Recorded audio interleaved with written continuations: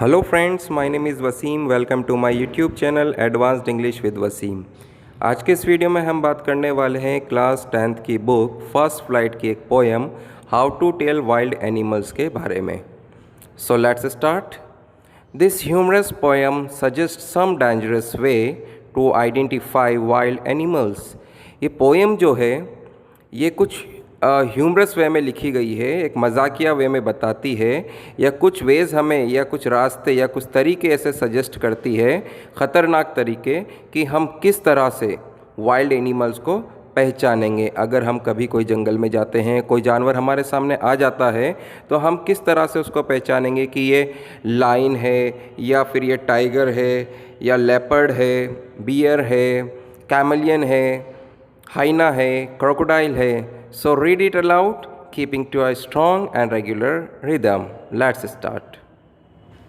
So first stanza में poet जो है वो हमसे कहते हैं, If ever you should go by chance to jungles in the east, अगर आप कभी यूं ही ईस्ट साइड के जंगल्स में आप जाते हैं, and if there should to you advance a large and tawny beast, if he roars at you as you are dying, you will know it is the Asian lion. Means point ये कहते हैं कि कभी आप east side के जंगल में जाते हैं और आपके सामने से कोई एक टाउनी बीस्ट आता है। टाउनी का मीनिंग होता है ऑरेंज ब्राउन या yellowish colour, brown colour, yellowish brown colour, जैसा कि आप लाइन का कलर देखते हैं। बीस्ट मीन्स पशु या जानवर। अगर आपके सामने कोई एक जानवर आता है इस कलर का, ऑरेंज ब्राउन या येलोइश ब्राउन कलर का, और आपकी तरफ आगे बढ़ता है, एडवांस मीन्स आगे बढ़ता है, तो if he roars at you, और वह आपके ऊपर दहाड़ता है, एज यू आर डाइंग, और उसकी दहाड़ इतनी तेज़ होती है कि आप मरे ही जा रहे हैं उसकी दहाड़ से, या आप मर जाएंगे उसकी दहाड़ से। तो ये सारी चीज़ें क्या बताती हैं कि वो क्या है, वो एशियन लायन है। इट मीन्स अगर आपको कोई जानवर आपकी तरफ एडवांस होता है या आपकी तरफ बढ़ता है, कहाँ पर, ईस्ट के जंगल में, और उसकी रॉर इतनी तेज़ होती है, उसकी दहाड़ इतनी तेज़ होती है कि आपकी जान ही निकलने वाली होती है, तो आप समझ जाएं कि वो कौन है, वो एशियन लायन है। तो एक तरह से एक ह्यूमरस वे बताया गया है एशियन लायन को पहचानने का। बात करते हैं नेक्स्ट स्टेंजा की। नेक्स्ट स्टेंजा में, और if some time when roaming round a noble wild beast greets you with black stripes on a yellow ground. Just notice if he eats you. This simple rule may help you to learn the Bengal tiger to discern. पहले कुछ hard words की बात कर लेते हैं, उनके meaning की बात कर लेते हैं। यहाँ एक वर्ड आया है नोबेल, इसका मीनिंग होता है रॉयल, शाही, और येलो ग्राउंड्स, ग्राउंड्स का मीनिंग बैकग्राउंड, पीले कलर के बैकग्राउंड हो जिसका, एंड डिसर्न, डिसर्न का मीनिंग होता आइडेंटिफाई करना या पहचानना। तो पॉइंट यहाँ पर हमें बताते हैं कि किस तरह से हम बंगाल टाइगर को पहचानेंगे। वो कहते हैं, if some times when roaming around, कभी मान लो आप ऐसे ही घूमते हुए, रोमिंग करते हुए, घूमते हुए, अ नोबल वाइल्ड, एक रॉयल जानवर या जंगली जानवर, वाइल्ड बीस्ट जंगली जानवर, ग्रीट्स यू, आपको सामने से आकर ग्रीट करता है, आपके नमस्कार करता है, आपको नमस्ते करता है, आपको ग्रीट करता है, with black stripes on a yellow background, जिसकी बॉडी पर ब्लैक कलर की धारियां हैं।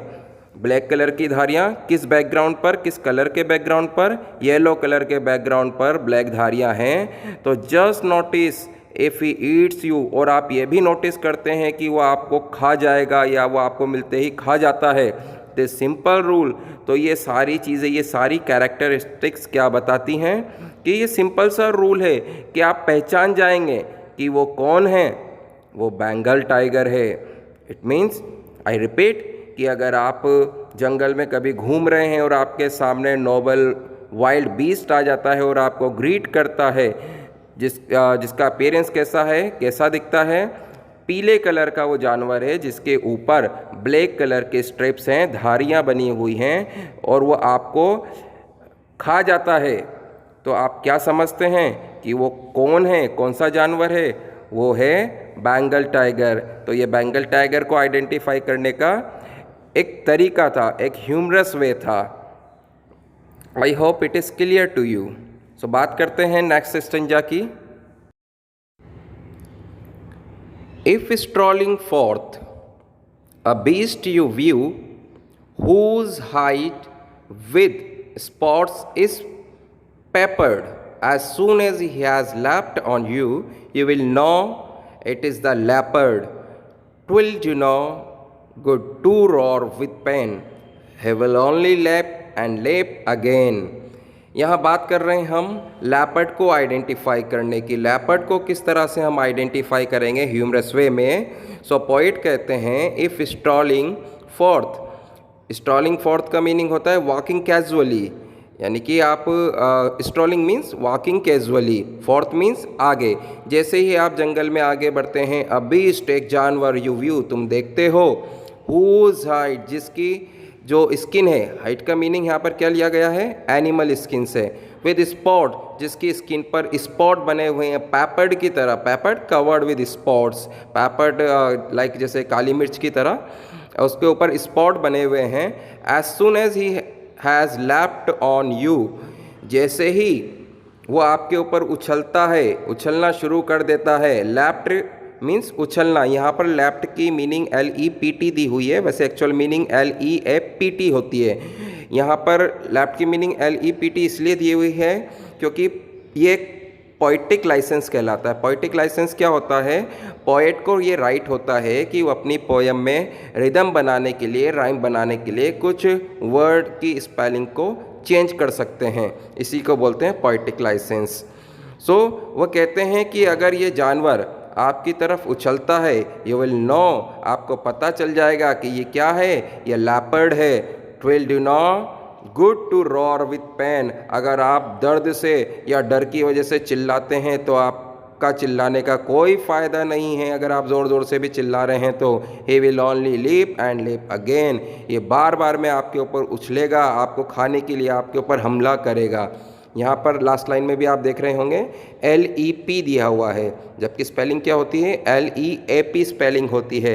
तो जो पोएट को राइट मिले हुए होते हैं स्पेलिंग चेंज करने की, उसी को हम पोएटिक लाइसेंस बोलते हैं। I hope it is clear to you. बात करते हैं नेक्स्ट स्टेंजा की। नेक्स्ट स्टेंजा कहता है if when you are walking round your ward, अगर आप अपने यार्ड में वैसे ही घूम रहे हैं, वॉक कर रहे हैं, अब यहाँ पर जंगल की बात नहीं हो रही है, आप अपने यार्ड में घूम रहे हैं, ठीक है? अपने यार्ड में आप जब घूम रहे हैं, वॉक कर रहे हैं, you meet a creature there, अगर आप वहाँ पर ऐसे क्रिएचर से मिलते हैं, ऐसे प्राणी से मिलते हैं, who hugs you very very hard, जो आपको बार बार में हग करता है या बहुत कसकर आपको पकड़ लेता है या आपसे गले मिलता है, be sure it is a bear, ये क्या है? आप समझ जाएं कि ये एक बियर है, एक भालू है। If you have any doubts, अगर आपको अभी भी कोई डाउट है भालू को पहचानने में, तो I guess he will give you just one more caress. Caress का मीनिंग होता है अ जेंटल लविंग टच, वो बार बार में आपको क्या करेगा? एक जेंटल लविंग टच देगा, वो आपसे बार बार में गले मिलेगा, तो आप श्योर हो जाएं कि वो कौन है, वो बियर है। I hope it is clear to you. बात करते हैं नेक्स्ट स्टेंजा की। दो to distinguish beats of prey, a novice might nonplus, the crocodile you always weigh, tell from the hyena thus, hyenas come with merry smiles, but if they weep, they are crocodile. अब यहाँ पर हम distinguish कर रहे हैं, differences बता रहे हैं कि किस तरह से एक नोवाइस, नोवाइस का मीनिंग क्या होता है? Someone new to a job, यानी कोई एक नया पर्सन जो किसी जॉब में नया नया हो, जिसको अभी पूरी नॉलेज नहीं हो, तो कोई भी एक नोवाइस किस तरह से डिस्टिंग्विश करेगा, किस तरह से पहचानेगा कि जो सामने जानवर है वो क्रोकोडाइल है या हाइना है? तो इसको भी पोइट किस तरह से समझा रहे हैं? दो to distinguish beast of prey. Beast of prey क्या होता है? Animal that hunts other animals for food, यानी कि एक ऐसा जानवर जो अपने खाने के लिए दूसरे जानवर को मारता है या मारकर खाता है, उसे बोलते हैं हम बीस्ट ऑफ प्रे। तो अगर आपके सामने ऐसा कोई जानवर आता है और दो जानवर हैं मान लेते हैं, तो आप किस तरह से डिस्टिंग्विश करेंगे कि वो हाइना है या क्रोकोडाइल है? तो उसके लिए उन्होंने बताया है, एक तरीका बताया है, एक ह्यूमरस वे बताया है how to identify hyena and crocodile. So the crocodile you always may tell from the hyenas thus, hyenas come with merry smile. hyena को जब आप देखेंगे तो उसके फेस पर आपको मैरी स्माइल्स दिखेगी, मतलब वो आपको खुश नज़र आएगा, उसके फेस पर एक स्माइल होगी, तो आप पहचान जाएंगे कि वो हाइना है। बट इफ़ दे वीप, लेकिन अगर वो जानवर आपको रोता हुआ नज़र आता है, उसकी आंखों से आपको आंसू नज़र आते हैं, तो आप समझ जाएंगे कि वो क्या है, वो क्रोकोडाइल है। तो इस तरह से एक वे बताया गया है कि अगर आपके सामने दो जानवर हैं और आपको पहचानने में प्रॉब्लम हो रही है कि कौन सा हाइना है कौन सा क्रोकोडाइल है, तो आप इस तरह से उसको पहचान लें। जिस जानवर के फेस पर मैरी स्माइल है दैट इज़ हाइना, और जिसके फेस पर टीयर्स हैं या आंसू है या जो रो रहा है, वीप कर रहा है, वो क्या है? That is crocodile. I think it is clear to you. बात करते हैं नेक्स्ट स्टेंजा की। The true chameleon is small, a lizard sort of thing. Means जो ट्रू कैमेलियन होता है, जो गिरगिट होता है, जिसे हम हिंदी में गिरगिट बोलते हैं, वो छोटा होता है, और lizard sort of thing, lizard की तरह होता है, एक छिपकली की तरह होता है, या उसी कैटेगरी का होता है, उसी फैमिली से होता है। ही हैज़ंट एनी ईयर्स एट ऑल, उसके भी कोई कान नहीं होते हैं। And not a single wings, कोई पंख भी नहीं होते हैं या पर भी नहीं होते हैं। If there is nothing on the tree, अगर आप किसी पेड़ की तरफ देख रहे हैं और आपको पेड़ पर कुछ नज़र नहीं आ रहा है, आपको ऐसा लगता है कि पेड़ पर कोई नहीं है या कुछ भी नहीं है, is the chameleon you see, तो आप समझ जाएं कि वहाँ पर कोई कैमेलियन हो सकता है या वहाँ पर कोई कैमेलियन है। अच्छा, ऐसा इसलिए बोला गया है क्योंकि कैमेलियन की कैरेक्टरिस्टिक्स होती है कलर चेंज करने की। आप ऐसा सोच लें, मान लें लाइक ट्री पर कोई भी नहीं है, कोई भी नहीं बैठा हुआ है, तो वो ट्री के जो ब्रांचेस होती हैं उस कलर से अपने कलर को चेंज कर सकता है वो, और दूर से देखने पर ऐसा लगता है कि वहाँ कोई नहीं है, लेकिन जब हम देखेंगे पास जाकर तो हो सकता है वहाँ कैमेलियन हो। तो आप किस तरह से पहचान जाएंगे कि लिजार्ड जो होती है, लिजार्ड अपना कलर चेंज नहीं करती है, लेकिन कैमेलियन को पहचानने का एक तरीका बताया है, एक ह्यूमरस वे बताया है कि अगर पेड़ पर आपको कुछ नज़र नहीं आ रहा है, if there is nothing on the tree, तो आप फिर भी समझ जाएं कि वहाँ कैमेलियन हो सकता है, वहाँ पर कैमेलियन है। I hope it is clear to you. So ये थी पोयम जो किसने लिखी थी? कैरोलिन वेल्स ने लिखी थी, और ह्यूमरस वेज बताए गए हैं कुछ किस तरह से हम वाइल्ड एनिमल को आइडेंटिफाई करेंगे। आई होप सभी जानवरों को किस तरह से आइडेंटिफाई करते हैं ये आपको क्लियर हो गया होगा। आज की वीडियो में सिर्फ इतना ही। नेक्स्ट वीडियो में नेक्स्ट लेसन के साथ फिर मिलते हैं। Till then take care.